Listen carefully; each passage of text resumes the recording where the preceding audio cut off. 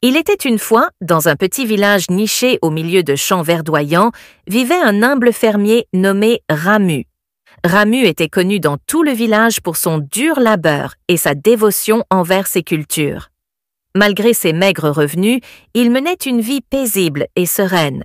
Chaque jour, Ramu travaillait dans ses champs du lever au coucher du soleil, prenant soin de ses cultures avec minutie.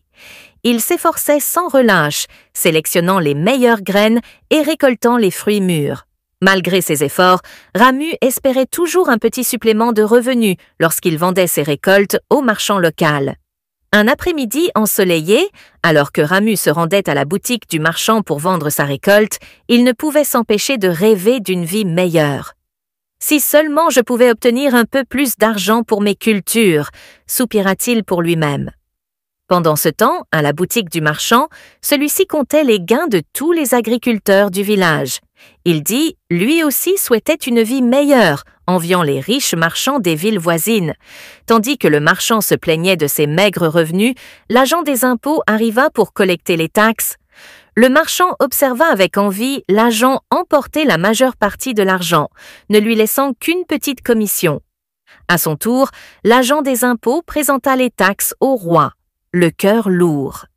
Il regrettait sa propre destinée, souhaitant une vie sans le fardeau de la collecte des impôts.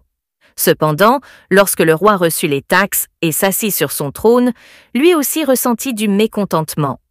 Malgré ses luxueuses installations, il s'inquiétait pour la sécurité de son royaume et les incessantes demandes de ses sujets. Depuis son balcon, le roi observa Ramu travailler dans les champs en contrebas et envia la vie simple et paisible du fermier.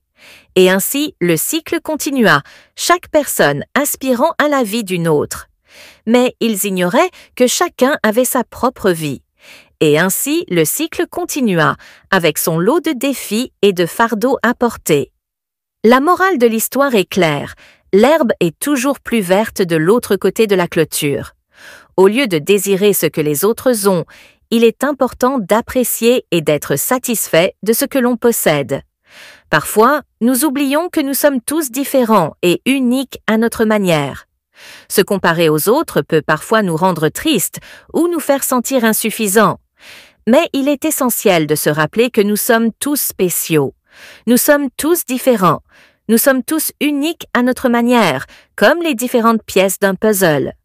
Alors, au lieu de nous comparer aux autres, concentrons-nous sur le fait d'être la meilleure version de nous-mêmes.